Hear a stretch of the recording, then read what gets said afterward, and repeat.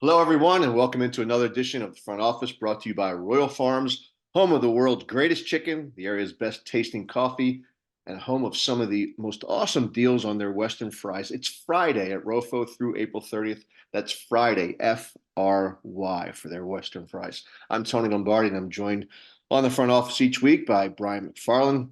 Brian, it's only been 1 week since the new league year started, and it feels like a month, For sure, for sure. especially for you, right? Yes, absolutely. It feels like every time I get numbers together, something else changes. So, yeah, kind of crazy.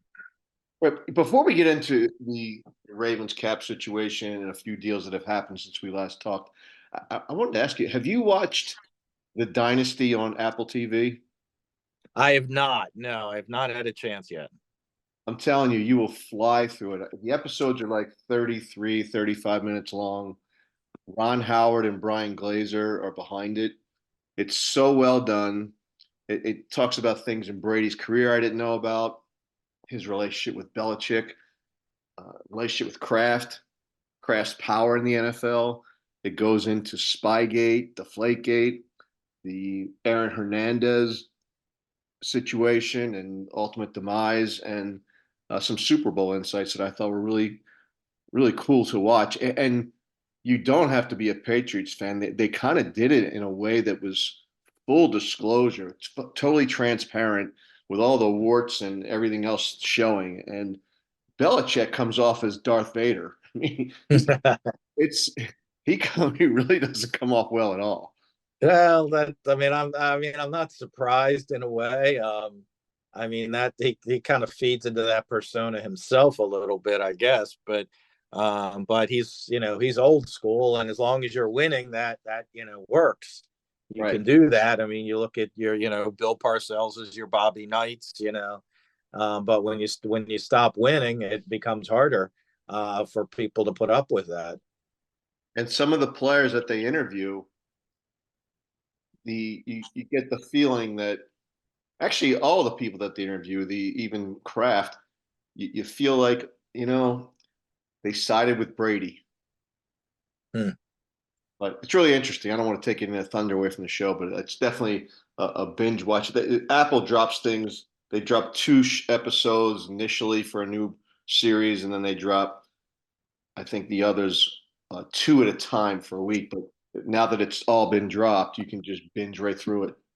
Yeah, I'll have to do that soon for sure. Yeah, it's a fun watch. So anyway, I wanted to start our conversation today with the Matabike deal that you discovered had some nuances to it that weren't reported initially. Yeah, when the initial reports came out, and I know where they came from, but the NFLPA does these little contract summaries that agents that are available to agents and therefore some in the media. And the initial one only had it as a straight 4 year deal, and I've seen that little report. So either the agent or whoever entered it in for the agent forgot to add the void years, which is what I discovered. I'm not sure, or whether it was somebody at the NFLPA that just entered. I don't know how exactly those things are entered. I assume the agents just do it, or somebody in their office does it. So all the initial reports were a straight 4 year deal. At that time, when it was first announced, I did on Twitter question whether they might have added a fifth year, a void year in the fifth year, because you can spread signing bonuses out over 5 years. And it would make sense in that case to add that year because with 4 year deals, 4 year deals are kind of short for the NFL these days, especially for big money deals like these. Usually they're at least five, again, because you can spread that bonus out. So as it turns out, once the numbers actually hit into the NFLPA system, it turns out that they did actually add two void years, which in a way makes sense because now we also know that there is a $15 million option bonus to next year.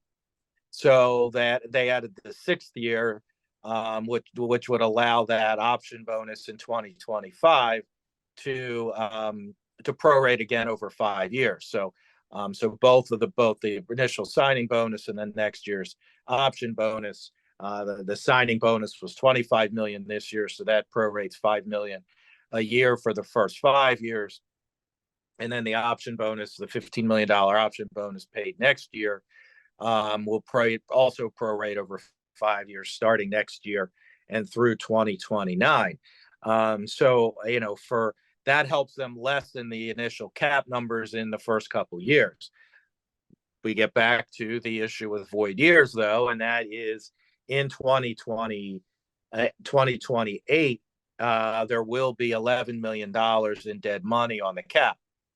Now, I assume the hope is that they've extended him before then, which will spread that money out a little more. But also, I mean, who knows in 2028? I mean, that 11, I mean, I hate to say $11 million is, you don't want any dead money, obviously, but part of that is just doing business. It it is what it is. But, if the cap keeps going up, $20 million the next, then we're well over 300 million. And that 11 probably doesn't hurt as much, so to speak, as it would sound today. Yeah. Now, since you uncovered the details of Madubuike's deal, a couple of deals have happened with the Ravens, not to this level, of course, but one of which was Arthur Millette. He signed a 2-year deal. I don't believe that those numbers are available yet, but I think in an earlier conversation you thought, or you guessed, that it might be somewhere 2 years, 5 to 6 million.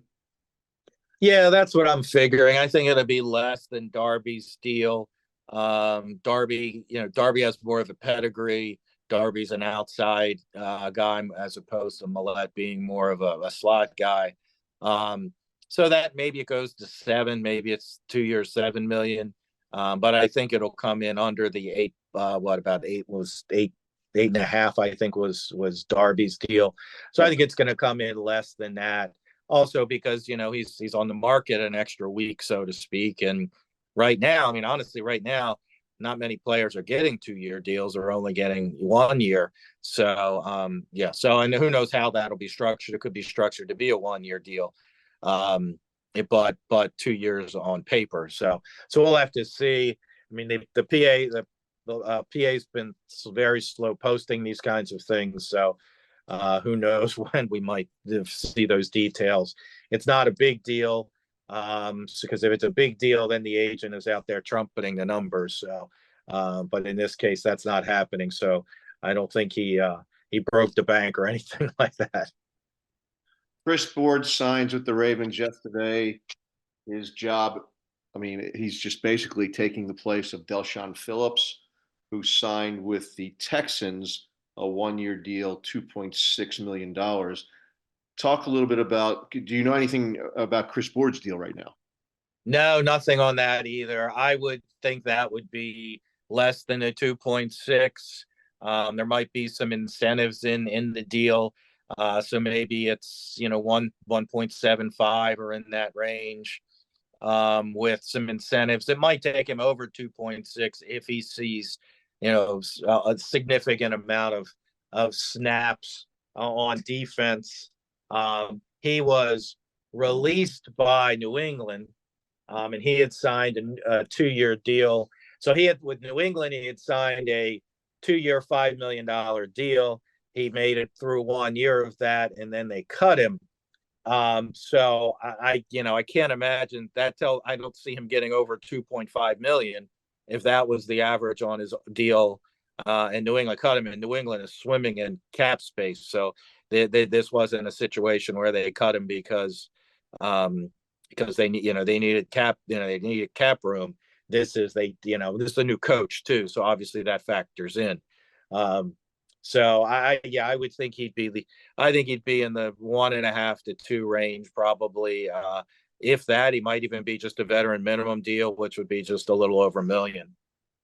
You kind of sense that it was going to be a signing of this kind of nature just to shore up special teams, because I think most people would agree that the Ravens special teams had a little off year in 2023. So signing Board to be that special teams guy, probably one of their aces, and also an inside linebacker to spell Trenton Simpson as it stands today. Yeah, for sure. I mean, Phillips was that guy last year. He did play some, he did see some snaps on. Dan Board did here when he was in his last 2 years as well. So yeah, I think, I think they probably, and Board is probably their, fall back to Phillips. I think they probably would have liked to have Phillips back, but 2.6 mil might have been. I mean, he was signed a veteran minimum deal last year, so I wasn't expecting him to get much more than that this year. So the 2.6 is quite a jump for Phillips. So I think that they want a guy in that minimum ish 1 to 1.75 mil range, somewhere in that area for that role. So since Phillips got priced out of that, Board, I think is a pretty good fallback. Ravens offensive line, the head coach John Harbaugh and the GM Eric DeCosta both on record saying they were going to rebuild this offensive line. But as it stands right now, only 2 of the 5 starters remain on the team. The Ravens lose John Simpson to the Jets in free agency. They traded Morgan Moses to the Jets, picked up a draft position in the 4th and an extra pick in the 6th. Not a bad trade, but they're left with guys that are unproven as of right now, and there's not a whole lot in the marketplace. And then when you throw on the fact that Kevin Zeitler signed with the Detroit Lions, a 1-year deal that's reported at $6 million, but who knows what kind of incentives are included in that. That seems real cheap to me for Kevin Zeitler, the way I thought he played in 2023. Yeah, I would agree. But obviously, I mean, and guards were getting paid this year, and obviously he's on the he's on the higher end of the age scale, I guess. But a lot of guards can play pretty well into their mid-30s. So, yeah, I was surprised by that. I'd really be curious to know. I mean, he said he wanted to be back. The Ravens talked about him being back, and then obviously that the void deadline for his contract came up in January, and it didn't happen. I don't know whose evaluation was wrong. I can't believe the Ravens wouldn't have wanted him at 1 year or at $6 million a year. I think they probably would have done more than 1 year. I mean, last year's I think it was 7.5. His prior 3-year contract averaged 7.5. So coming off a Pro Bowl year to go from that to just a $6 million base deal, that's a bit shocking all around. So I don't know if once the Ravens had to take on the $4 million in dead money because the contract voided, if the ship had sailed at that point for them and they moved on. I don't know. Somebody. I almost have to think that because, like I said, if Zeitler had said I'll sign for $6 million a year back in February before his contract voided, I can't imagine they wouldn't have jumped on that. So, and this is only speculation on my part. I have no idea, but I think I feel like somebody on his side, on Zeitler's side, must have miscalculated the market because 1 year, $6 million is not his worth, in my opinion. But as we've seen, pretty much it's 1 year deals at this point. And he wasn't getting the multi-year offers he wanted, so he took the best 1 year deal he could get to try and hit the market again next year. But I think it's a shame for him because I don't think anybody thought this would be the kind of deal he'd end up with. Yeah, he's a good teammate. He's a warrior. He plays hurt. And, he's just the guy you want to have on your team. And he played at a Pro Bowl level in 2023. So I don't know. I know that he had that knee issue towards the end of 2023. I'm wondering if that might be the where there's smoke, there's fire kind of thing with him, and maybe some teams backed off. I don't know. Just a guess. Yeah, I mean, it could be, but I mean, I certainly agree with you. I mean, he kind of defines what a Raven is. And unless they were just really, truly ready to move on and figured between their 3 young guards that that they've got the position and maybe a mid-round draft pick, I don't know, that they've got that draft or that position solved. I don't know, solved is not the right word, but fully manned. I don't know. That one's a little mind-boggling to me, but they may have taken the approach, once those void years hit and we can't stretch this money out, that you're going to count too much on the cap no matter what you sign for here. I don't know.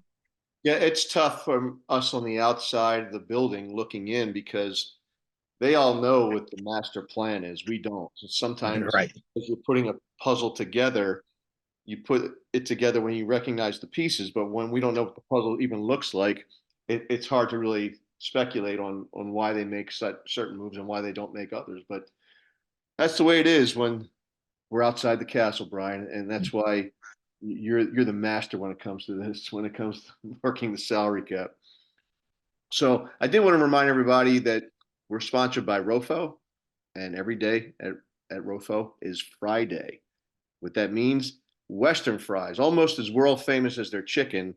A small order is just $2, medium sized or large order is $3, and the family size is just $5. That's at Rofo. Friday is every day, right through April 30th. So I want to talk a little bit about the current salary cap situation, and I know there's some particulars with the Ronnie Stanley deal, basically a pay cut that I wanted you to dive into if you could. But right now, as it stands, Brian, based on your chart, there's $13 million roughly in cap space. And as you point out in your piece on Twitter and on Russell Street Report, that 13 million is really earmarked for things like in-season additions in the event of an injury, maybe gives them some flexibility in season if they want to make a trade, rookie signings, of course, the practice squad, and then there's the adjustments to the Rule 51. Am I missing anything else? Oh, that's pretty much it. Yeah. So those future expenses probably are about 15 million. Now that cap number, that projected cap number that I have in that chart will change once we find out Millette and Board's numbers. I don't think it's gonna.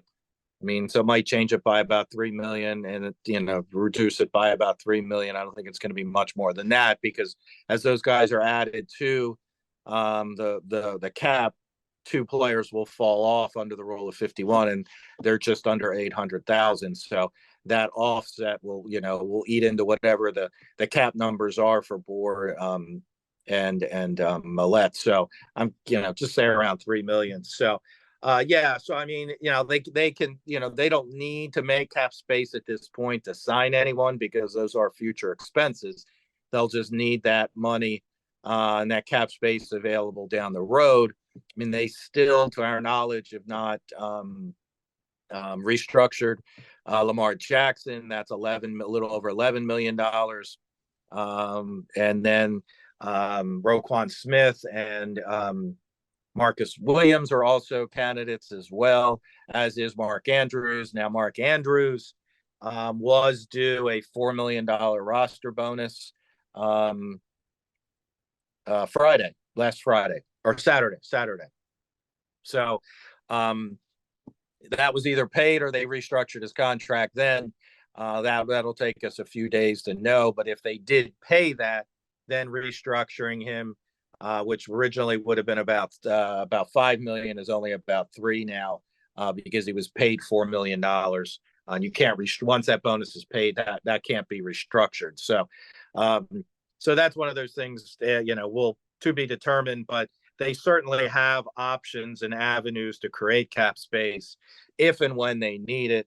Like I said, I still expect Lamar to be restructured at some point because he's in the first year of his deal. That's what happens with quarterback contracts. And while it is going to increase his later year cap numbers, which are already high, those probably won't matter because he'll be extended before then. I mean, that's just the way quarterback contracts. That's just what happens with quarterback contracts, unless they out and out stink. And coming off of MVP year, I'm not sure we're worried about that.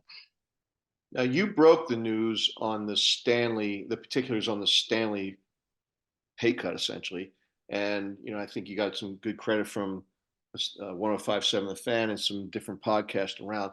Talk about that for the benefit of our listeners, what happened with Stanley and what kind of space that freed up on the Ravens cap. Sure. So That was basically it.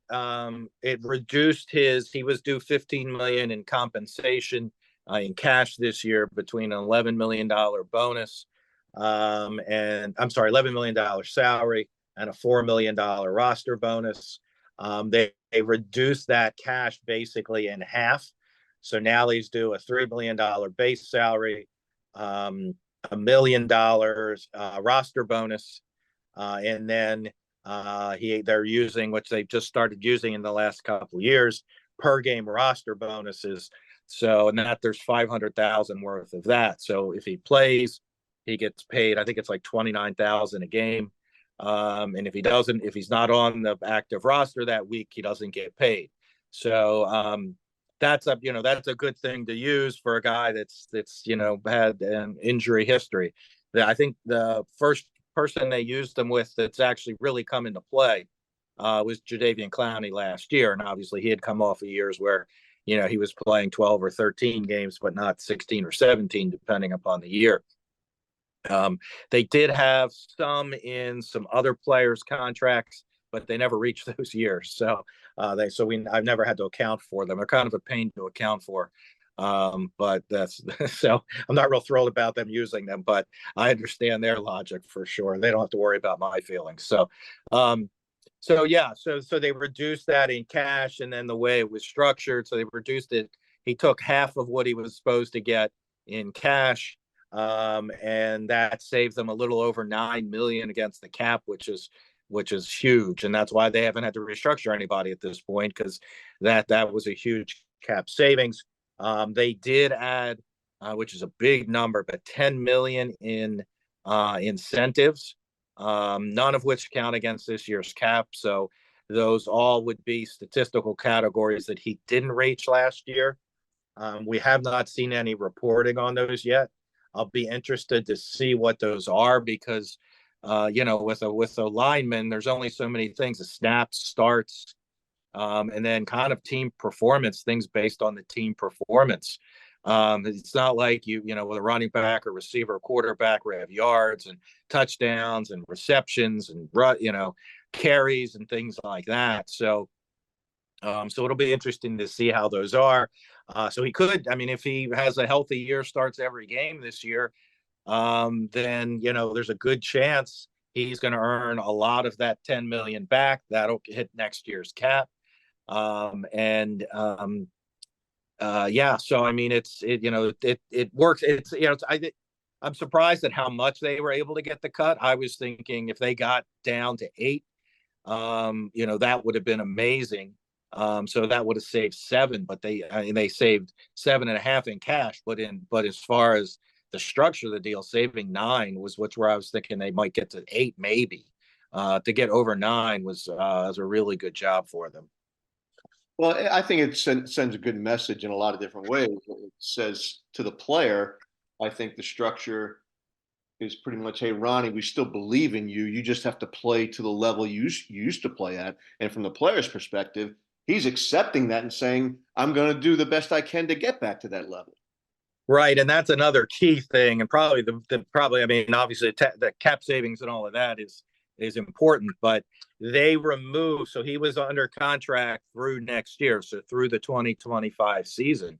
They removed that from his deal, so he will be a free agent after this year, and that gives him every incentive to be as healthy as possible and play as well as possible, because he will be playing the 2024 season for his next contract. So I kind of like that as well. Again, obviously run the risk he turns in an all-pro year and he's not under contract next year, and you might look back at that and say, oh, wish we hadn't done that. But by the same token, if you don't give him this incentive to have the best year of his career, so to speak, or one of the best years of his career, maybe he's here under contract next year, but you don't want him because he didn't have that all pro-ish year, so to speak. So I think it works out for everybody. If he plays well, he can go demand what he wants on the open market, which drives up the price generally. In theory, now he'll be 31 next year, so it'll be a bit surprising, but I guess in theory, unless they put a prohibition against the Ravens using the tag in the deal, which of course is possible. He could be tagged next year if he did turn in an all-pro year, but I mean, I don't think anybody's expecting that. But 75% of Ronnie Stanley's best year would be more than I think they'd be more than happy with next year. So the targets you not targets, but potential moves that they could make to create cap space. And it seems like they're not going to do it until they have to. They've got money to spend right now or to carry forward, as you suggest, into the season for in-season expenses. But when you look at the guys that are potentially restructure candidates, you add that up, and those candidates would be Lamar, Marcus Williams, Roquan Smith, and Mark Andrews. That's somewhere in the $25 million range. Yeah, again, it's a little less than that because that was done before Andrew. That chart was done without calculating in that Andrews would get paid his $4 million. So now that we're past that deadline, assuming that happened, that roster bonus was paid, it would drop that number by about $2 million. But yes, I mean, they have the flexibility, and I mean, it's right now it's a good thing because they will need to dip into that sum for sure. But so far they haven't had to dip into that, and they've got, a decent amount of space to do some signings still. Obviously, I think Jadeveon Clowney is probably the next big domino that everybody's waiting to see if they can get him back. He's kind of doing his world tour right now. He seems to be making a lot of stops, but that's either him being very meticulous, I guess we'll say, and looking at his offers, or nobody's giving him the offer he wants, so he's going on to the next place and the next place, which would also say that the Ravens haven't given him the offer he wants either at this point. But he's also a guy who, for a couple of times now, has gone into the late spring, early summer unsigned. So he doesn't seem like now granted, he signed for a song last year here in the Ravens. He might have waited too long in that case. But in this case, I don't think he's going to have to wait that long because of the year he had this past season. But he certainly seems to be a guy who's comfortable in waiting for his best offer as opposed to just jumping at something to say, I'm signed and I'm done. Yeah, when I think of the Clowney situation and given his history and given the Ravens' patience with all this, and then looking at some of the things that have happened to Ravens players in the past, where they let guys go out to the market and they came back and they ended up staying with the Ravens. It would not shock me, and I'm spitballing here, but it would not shock me if they said to Clowney, "Go out and find the best deal you can before you do anything. Let us know," because maybe they had a hard time defining what his market value is. So they let him go out and make that happen, define it himself through his own efforts, and then come back to them. And then on top of that, as you sort of alluded to, Clowney is a guy that doesn't race to get to training camp, never has been, right? So why not drag this out for a little while, and then he doesn't have to show up to OTAs and can show up by middle of training camp and have a deal and get back to business with the Ravens, whatever that deal would be. So that wouldn't shock me either because that's kind of his MO. Yeah, for sure. And I don't know. I mean, the longer you go, though, the money is, to an extent, the money is gone. When Leonard Floyd signed his contract, and he got well, it's not, it seemingly isn't official yet, but he agreed to terms on a 2-year, $20 million deal up to 24 million. I kind of thought he was a pretty good indicator of Clowney, because he's actually older than Clowney. He's been more well, I guess he's overall been more productive the last, and consistent, I guess. So I mean, he's played in 16, or he's played in every game since his second year in the league. So 17 or so 2018, 19, 2020, 21, 22, and 23. He's played in every game. He's the last 4 years, he's 10.5, 9.5, 9, and 10.5 sacks. So he's been very consistent, more so than Clowney. So I figured that was kind of would have been Clowney's ceiling.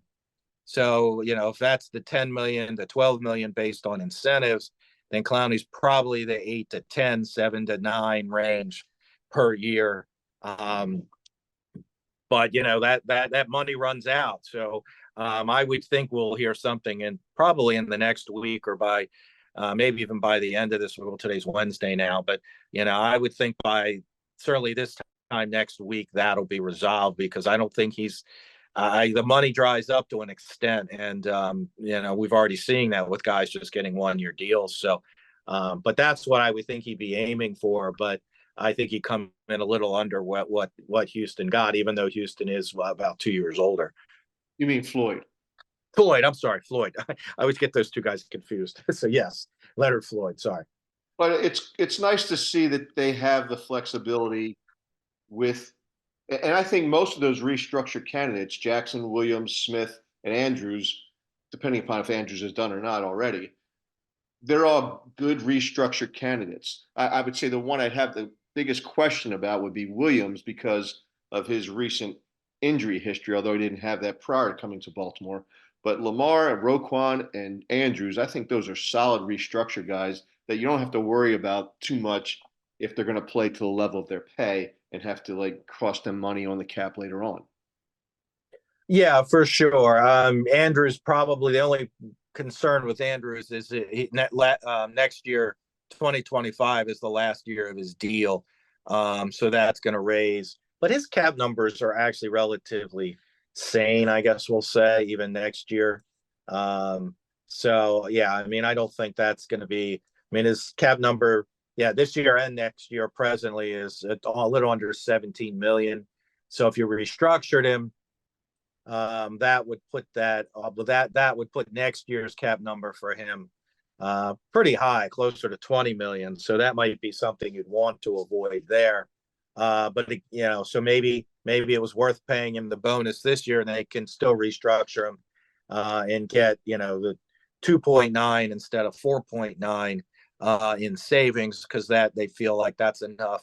And again, that's not pushing as much into next year as they would be if they restructured them before paying that bonus. Other than Clowney, I don't know about you, but I don't really see a whole lot out there in the marketplace that is worth spending. Make what I would define as a splash signing. Am I missing something?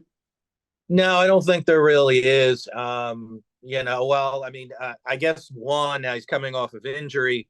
Xavier Howard out of Miami, the corner, I think is probably the next best if you want to talk about top free agents. I did see somebody's list this morning, and I think Clowney was one and he was two. But beyond that, no. I mean, and Howard coming off of injury, and I think he's 30 now as well. So I don't think he's going to break the bank either. Kendall Fuller for the Commanders just signed with Miami. I think he basically replacing Howard, and I think his deal averaged 8 a year. It was 2 years, 16 mil. So, but yeah, I think that's. I mean, I think we're probably, we're into the third wave, even though we're only a week into, just barely a week into free agency technically, but we're already kind of in the third wave of free agency. So, the next wave will come after the draft, when teams sign players or draft players and then get rid of veterans now that they have, the first round draft pick to plug in for an aging veteran or something like that. Yeah, I was thinking about trades around the draft time in Ravens history, and the two that came to mind, I don't know if they were during the draft, the day of the draft, day before the draft, something to that effect, was when the Ravens made a trade to get McNair with the Titans. And then prior to that, or after that, they traded with the Cardinals to get Bolden. And I think that was near a draft day trade. Yeah, McNair actually came in June. Okay. It had been talked about from the draft, but Tennessee held on to him till June for cap reasons, because they traded him after. I think they were holding him. Now maybe it didn't go all the way till June, because they had to lock him out of the facility and stuff, and it didn't go over well around the league. I think the biggest trade, well, Bolden was one. But I think, the Sam Adams was the morning of the draft back in 2000. And that one will go down in history, really, because what it allowed them to do, at least based on the stories that have come out, and that was they were going to draft Corey Simon, the defensive tackle, at because they were at 5 and 10 that year, and then they were going to hope Jamal Lewis lasted till 10. Instead, once they signed Sam Adams that morning, they didn't need Corey Simon, so they drafted Jamal at 5, and I think 2 running backs went right after him, so he probably would not have made it till 10. And obviously, those were 2 big pieces of that first Super Bowl team. I always think about Jamal and wonder what he would look like in a Lamar Jackson led offense. That would be amazing. Well, I mean, I think that's kind of what they're envisioning with Derrick Henry. Maybe not a 25-year-old Jamal, so to speak, but I think that's kind of what they're envisioning here. Yeah, I agree. And then when you mentioned, we talked about McNair. Funny story. I was at one of the OTAs his first season when he reported, and I'm standing next to Mike Preston, and we're watching them practice. And his practice was so bad that Billick actually made them run wind sprints. It was that bad. And I remember Derek Mason being out there, pissed off about running them, but not really pissed off at the coaches. He was pissed off at his teammates for how terrible that they looked that day. But McNair looked awful. I mean, his passes looked like wobbly punts. It was terrible. And I remember turning to Mike Preston and I said, the best looking quarterback out there today, unfortunately, is Kyle Bowler. And he said to me, who's going to write about that, me or you? Yeah, I'm sure. Yeah, I mean, McNair was never had a perfect spiral, that's for sure. But yeah, so he wasn't traded till June 7th. So there was talk about it at the draft, and it sounded like it almost, if my recollection is, it almost came together in the draft.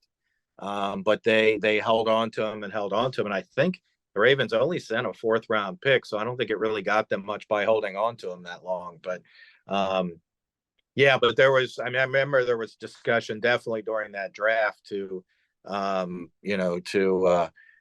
the Ravens really tried hard to get him draft day. Anything we've left out, Bry? No, I think that's pretty much it.